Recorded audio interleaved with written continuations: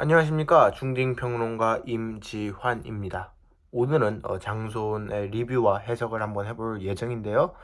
오랜만에 나온 만점 수준의 독립영화였습니다. 올해 나온 독립영화 막걸리가 알려줄 거야를 굉장히 인상 깊게 봤고, 막걸리가 알려줄 거야가 올해의 최고 독립영화가 될 것이라고 예언을 했었는데요. 올해 최고의 독립영화가 될 거라는 그 예언은 아쉽게도 이번 하반기에 깨지고 말았습니다. 이번에 나온 장소는 개인적으로 벌새에 견줄 만한 한국 독립영화의 어떠한 정점으로 기록될 것 같습니다.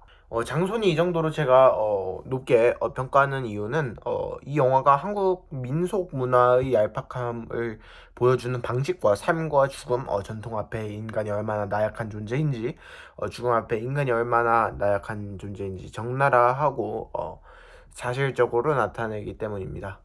정말 엄청나게 사실적인 이 영화는 두부라는 굉장히 한국적인 전통 음식의 특성으로 앞과 뒤에 있는 피사체와 카메라의 거리, 이 영화에 나오는 세 가지 계절로 삶과 죽음, 전통의 얄팍함, 인간의 나약함, 그 반복되는 인간의 회전고리를 완벽에 가깝게 표현해냅니다.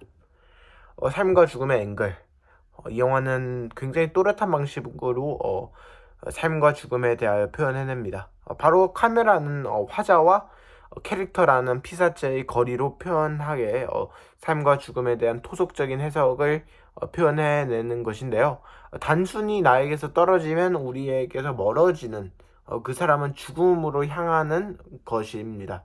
이는 전쟁과 이민, 이산가족 등으로 꽉 찬 한국 근현대사의 가장 대표적인 요소. 남과 떨어지면 결국 그 사람은 죽었다라고 생각할 수밖에 없는 그것을 카메라 미학으로, 영화 미학으로 표현해낸 것입니다.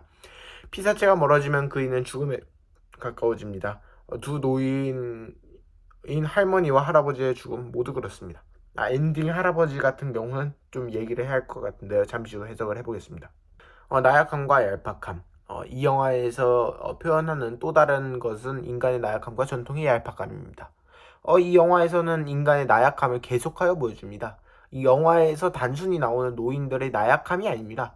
진짜 엄마라고 생각했다가 하면서 고모부가 꽃 알레르기가 있다는 것조차 모르는 인간의 유대관계의 나약함을 표현하고 자신의 유일한 재산을 태워버리는 그러한 인간의 심리적 나약함, 그리고 또 그렇게 나라의 민주주의를 되찾기 위해 그렇게 몸써 힘냈던 사람이 결국은 가족이라는 전통 앞에선 결국 힘없이 무너지는 그런 모습들 등으로 인간의 나약함을 말하는 것입니다.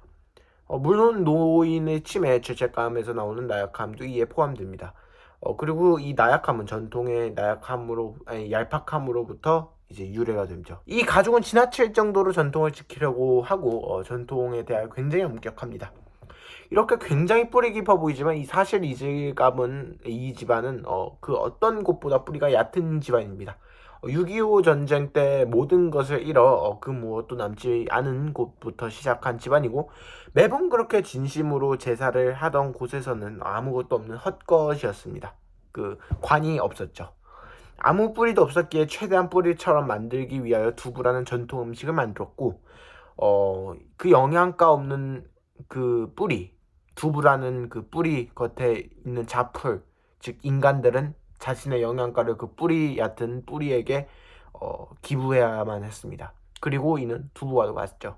방금 전에 말했듯이 그 뿌리는 3점. 그리고 순환. 작품에는 세 가지 계절이 나옵니다. 여름, 가을, 겨울 이렇게 세 가지가 나오죠. 겨울에는 신세대가 태어납니다. 그렇다면 이 영화에선 결국 전통의 순환을 얘기하는 것입니다.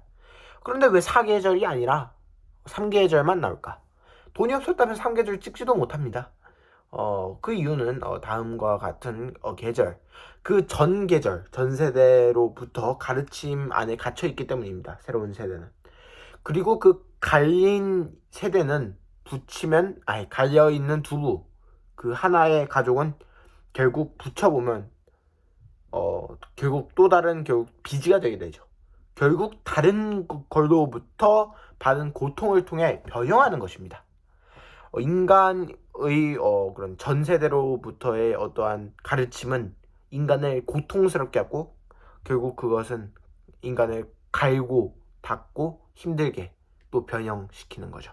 그 두부가 두부라는 그 인간은 또 다시 응고하면서 합쳐진 것이 결국 죽은 나무의 남은 영양분을 먹고 자란 자풀이 나무가 되는 것이죠. 결국 그 세대 즉 그 나무는 쓰러지고 새로운 자풀은 결국 다시 큰 나무가 되어야 하는 것처럼요. 엔딩에서 죽음 즉 카메라에서 멀어지자 눈이 오고 기꺼이 카메라에서 사라집니다. 그 눈은 자신이 갈아버린 수많은 두부처럼 보이기도 하고 차가운 그의 심정을 나타내는 것 같기도 합니다. 스스로 자신의 세대에 막을 알리는 것이고 두부라는 것은 유지하되 자동화 시스템으로 바꾼다는 그 새로운 자풀이라는 나무가 되기 시작하죠.